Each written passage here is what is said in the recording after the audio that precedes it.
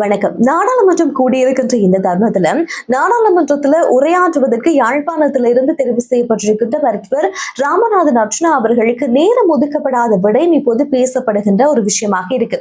இந்த செய்திகளை இதனுடைய சம்பவத்தை அவதானிக்கின்ற நேரம் இலங்கையை பொறுத்தவரையில் நாடாளுமன்றத்துல உரையாற்றுவதற்கு ஆளும் கட்சி உறுப்பினர்களுக்கு 60% நேரமும் எதிர்கட்சியினருக்கு 40% நேரம் என்பது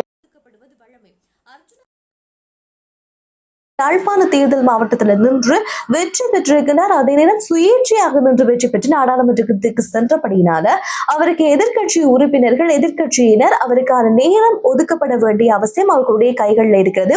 எனவே அவருக்கு நேரம் ஒதுக்கப்படாமல் இருக்கின்றது. முக்கியமாக நாடாளுமன்றம் புதிதாக கூடியதற்கு பிற்பாடு கூட தனக்கு நேரம் ஒதுக்கப்படவில்லை என்பதை தெரிந்து கொள்வதற்காகவும் எப்ப தனக்கு நேரம் ஒதுக்கப் போகின்றீர்கள் என்பதை அறிந்து கொள்வதற்காக எதிர்கட்சி அலுவலகத்துக்கு அவர் சென்ற போது அவர் தாக்கப்பட்டதாக அதுக்கு பிற்பட்ட நாட்கள்ல நாடாளுமன்றத்துல சொல்லி இருப்பாரு. நடந்திருக்கக்கூடிய சம்பவங்களை அவர் விரிவுபடுத்தி இருப்பார். அந்த விஷயங்களையும் நாங்க செய்திகள் வாயிலாக உங்களுக்கு தந்திருந்தோம். அதே நேரத்துல அப்பையிலிருந்து அதுக்கு பிற்பட்ட நாட்கள்ல இது தொடர்பாக தனக்கு நேரம் ஒதுக்கப்படவில்லை என்று சரியான முறையில் அப்போது புதிதாக தெரிவு செய்யப்பட்டிருந்த சபாநாயகரிடம் முறைப்பாடு செய்யப்பட்டதுக்கு பிற்பாடு சபாநாயகருக்கு கடிதமும் கொடுக்கப்பட்டிருக்கிறது. எனவே சபாநாயகருக்கு இந்த கடிதம் கொடுக்கப்பட்டதுக்கு பிறகு சபாநாயகர் எதிர்கட்சி தலைவர் சஜித் பிரேமதாசவுக்கு கடிதம் ஒன்றை அனுப்புகின்றார். இந்த நேரம் ஒதுக்கீடு தொடர்பான கடிதம் அனுப்பப்பட்டிருக்கிறது. ஆனால் டிசம்பர் 18ஆம் தேதிக்கு பிறகு இது சார்ந்த எந்த விதமான நடவடிக்கைகளும் இப்ப வரைக்கும் எடுக்கப்படவில்லை என்ற விடயத்தையும் அவர் தெளிவுபடுத்தியிருக்கின்றார். அதே நேரம் 2025ஆம் ஆண்டுக்கான நாடாளுமன்ற கூட்டத்தொடர் கூடப்பட்டிருக்கிறது. இந்த சூழ்நிலையில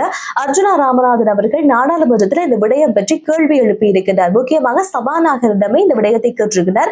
இப்ப வரைக்கும் தான் வழங்கி இருக்கக்கூடிய கடிதத்துக்கோ எதிர்கட்சியிடம் இருந்தோ எதிர்கட்சி தலைவரிடம் இருந்தோ தனக்கு நேரம் ஒதுக்கீடு தொடர்பாக நடந்திருக்கின்ற விஷயங்கள் பற்றி எந்த விதமான ஒரு தெளிவுபடுத்தலும் வரையில நேர ஒதுக்கல் சார்ந்திருக்கின்ற விஷயங்கள் முன்வரையில.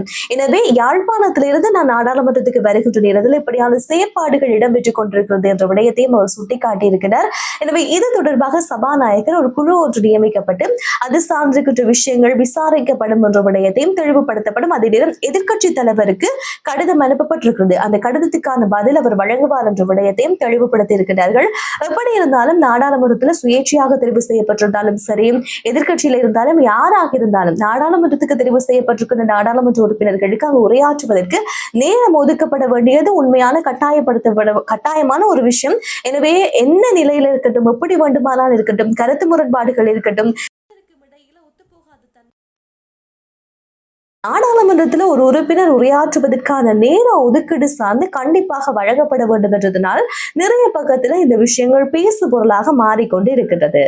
தொடர்ந்தும் தற்போதைய அரசாங்கத்துக்கு எதிராக ஒரு சில விமர்சனங்கள் முன்வைக்கப்படுகின்ற நிலையில ராணுவ ஆய்வாளர் அருஸ் அவர்கள் ஒரு விடயம் சொல்லியிருக்கிறார். இலங்கையில அன்றுகுமார் திசாநாயக் அவர்கள் தனக்கு பாதுகாப்பான நபர்களை தேடிக்கொண்டிருக்கின்றார் என்பது போல கருத்து சொல்லியிருக்கிறார். இதுக்கு காரணமாக அமைந்தது இலங்கையினுடைய தேசிய பாதுகாப்பு என்பது அன்றுகுமார் திசாநாயக்க அவர்கள் வந்ததுக்கு பிறகு நிறைய மாற்றங்கள் செய்யப்பட்டிருக்கிறது. அந்த மாற்றங்கள்ல இலங்கையினுடைய வரலாற்று எடுத்து பார்க்கக்கூடிய பாதுகாப்புத்துறை சார்ந்து இந்த துறை சார்ந்து சம்பந்தமே இல்லாத பல நபர்கள் அந்த பதவிக்காக நியமிக்கப்பட்டிருப்பதாகவும் ஏற்கனவே அதுல இருந்த அந்த பதவிகளில் இருந்த முன்னாள் அதிகாரிகள் தங்களுக்கான பதவி நீடிப்பை கேட்டிருந்தாலும் கூட அவர்கள் நிராகரிக்கப்பட்டு புதிய நபர்கள் அந்த பதவிக்கு நியமிக்கப்பட்டிருக்கிறார்கள். இராணுவத்துறையிலையும் சரி புலனாய்வு பிரிவிலையும் இது முற்றாக மாற்றி அமைக்கப்பட்டிருக்கிறது என்ற விடயத்தை அவர் சொல்ல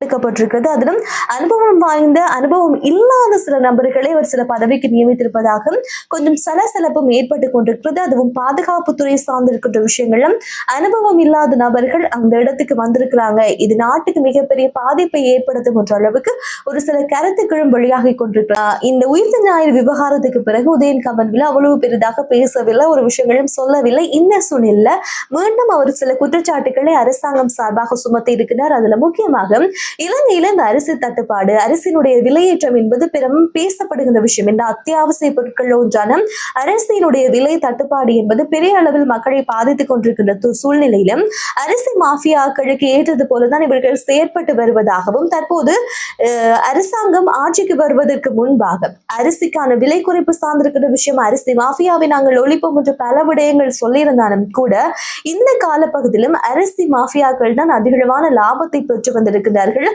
எனவே இப்ப இருக்கின்ற வணிக மற்றும் உணவு பாதுகாப்பு அமைச்சர் வசந்த சமரசிங்க அவர்கள் அரிசி மாஃபியாவுடைய தலைவராக செயற்பட்டு வருகின்றார் என்பது போல பல விஷயங்களை அவர் சொல்லியிருக்கிறார்.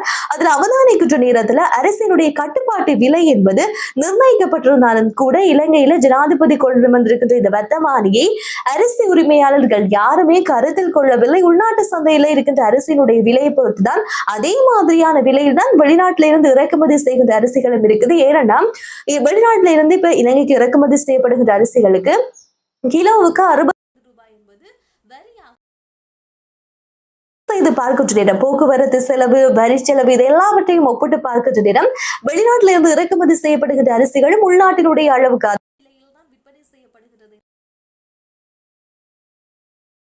இருந்து இறக்குமதி செய்யப்படுகின்ற அரிசி வகை என்பது மனித பாவனைக்கு உகந்த அரிசிகள் இல்லை என்ற விஷயத்தையும் உதயன் கம்மன்பில் அவர்கள் சொல்லியிருக்கிறார். எனவே இதெல்லாவற்றையும் சரி செய்ய வேண்டுமாக இருந்தால் இறக்குமதி செய்யப்படுகின்ற அரிசிக்கான வரி வீதத்தை இறக்குமதி வரியை குறைக்க வேண்டும். குறைத்தால் மட்டுமே விலை குறைக்கப்படும். வைக்கின்ற செயற்பாடுகளில் ஈடுபடுகின்ற அனைத்து அந்த அரிசி விற்பனையாளர்களையும் அரிசி சார்ந்திருக்கின்ற துறை சார்ந்தவர்களுக்கு உடனடியாக நடவடிக்கை எடுக்க வேண்டும் என்பது போல பல கருத்துக்களை சொல்லியிருக்கிறார்கள். இலங்கையில உண்மையிலேயே இந்த அரிசி சார்ந்திருக்கின்ற பிரச்சனை பெரிய அளவில் பேசப்பட்டு கொண்டிருக்கிறது. காரணம் இதுவரைக்கும் இல்லாத அளவுக்கு பொருட்களுக்கான விலை என்பது அதுவும் அரிசிக்கான விலை என்பது அதிகரித்துக் கொண்டே போகிறது.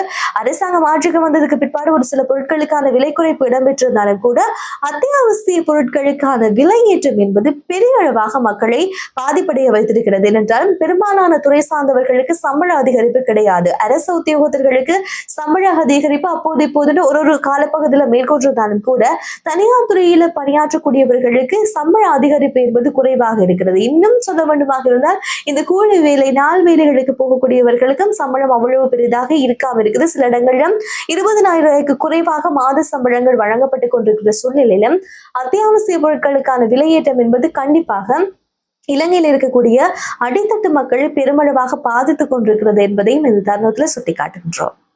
2025ஆம் ஆண்டுக்கான வரவு செலவு திட்டம் என்பது இனி வருகின்ற நாட்கள்ல நாடாளுமன்றத்துல சமர்ப்பிக்கப்படும்.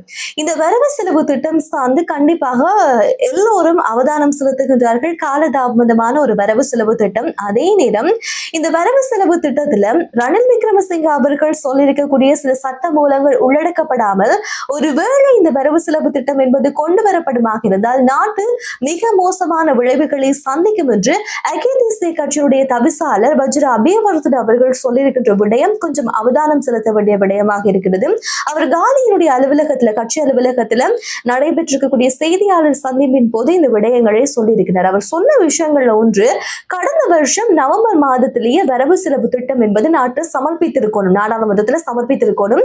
சமர்ப்பித்திருந்தால் கண்டிப்பாக இப்ப இருக்கிற காலப்பகுதியில நாட்டை ஓரளவுக்கு முன்கொண்டு வந்திருக்கலாம். ஆனால் காலதாமதமாக இப்போது நாடாளுமன்றத்துல வரவு செலவு திட்டம் என்பது சமர்ப்பிக்கப்பட போகிறது. எனவே இந்த 3 மாத கால தாமதமே இலங்கைக்கு ஒரு மிகப்பெரிய பக்க விளைவுகளை ஏற்படுத்தும். அதுல எந்த மாற்று கருத்தும் இல்லை அப்படின்ற விடயத்தையும் சொல்லியிருக்கிறார். இது ஒரு இலகுவான ஒரு சூழ்நிலை கிடையாது. இப்ப இருக்கிற நேரத்துல வரவு செலவை திட்டத்தை கொண்டு வந்து சமர்ப்பிக்கிறது, அதுவும் 3 மாதங்கள் பிந்தி சமர்ப்பிப்பது அவ்வளவு இலகுவான ஒரு விடயம் கிடையாது என்பதையும் சொல்லியிருக்கிறார். அதே நேரம் ரணில் விக்ரமசிங்க அவர்கள் ஆட்சியில் இருக்கின்ற நேரம் கொஞ்சம் கிட்டத்தட்ட 92 சட்டமூலங்கள் கொண்டு வந்திருந்தார். அந்த சட்டமூலங்கள் கண்டிப்பாக இதுல உள்ளடக்க வேண்டும் என்றால் அந்த சட்டமூலங்களை பயன்படுத்தி தான் தற்போது வீழ்ச்சி அடைந்திருக்கக்கூடிய நாட்டை ரணில் விக்ரமசிங்க ஓரளவுக்கு பொருளாதாரத்தை மீட்டெடுத்து வந்தார் என்ற விடயத்தையும் அந்த சட்டமூலங்களை அகற்றிவிட்டு வரவு செலவு திட்டத்தை நடைமுறைப்படுத்துவதற்கு தற்போது அரசாங்கம் முயன்றால் ஒரு பெரிய பாரதூரமான விளைவை நாட்டுக்கு கொண்டு வந்து சேர்க்கும் அப்படின்ற விடயத்தையும் அவர் சொல்லியிருக்கிறார். இதுல முக்கியமாக அவர் இன்னொரு விடயம் சொல்லியிருக்கின்றார். ரணில் விக்ரமசிங்க அவர்களை பொறுத்தவரையிலும் நவம்பர் மாதம் வரவு செலவு திட்டத்தை அமுல்படுத்தி சர்வதேச நாணய நிதியத்தோடு பேசி டிசம்பர் மாதத்துல தவணையை பெற்றுக் கொள்வது போல திட்டம் தீட்டியிருந்தாலும் அது நடைபெறாமல் போயிருக்கிறது என்ற விடயத்தையும் அவர் சுட்டிக்காட்டியிருக்கிறார். எவ்வாறு இருந்தாலும் அவர் கொண்டு வந்திருக்கக்கூடிய சட்டமூலங்களை பயன்படுத்தி வரவு செலவு திட்டத்தை சமர்ப்பிக்க வேண்டும். இந்த அரசாங்கம் எப்படி சமர்ப்பிக்க போகிறது என்று தங்களுக்கு தெரியாது. அதை மீறுகின்ற பட்சத்துல கண்டிப்பாக ஆரம்பத்தில் சொன்னது போல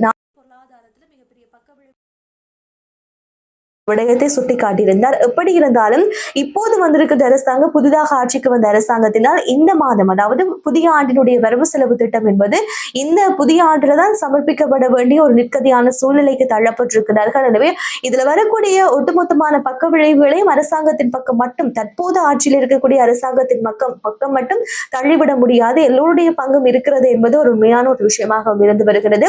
எனவே இது பற்றி இருக்கக்கூடிய உங்களுடைய கருத்து, வரவு செலவு திட்டத்தை பொறுத்தவரையில சம்பள அதிகரிப்பு, குறிப்பாக அரசு உத்தியோகத்தர்களுக்கான சம்பள அதிகரிப்பு சார்ந்திருக்கிற விஷயங்கள் உள்ளடக்கப்படும் என்று நம்பிக்கை வழங்கப்பட்டது. மக்களுக்கான சலுகைகள் வழங்கப்படும் என்று சொல்லப்பட்டிருக்கிறது. எனவே இந்த சூழ்நிலையில உங்களுடைய கருத்து எதுவாக இருக்கிறதோ மறக்காம கமெண்ட்ல சொல்லுங்க. நாளை நாள் செய்திகளோடு சந்திக்கலாம். நன்றி, வணக்கம்.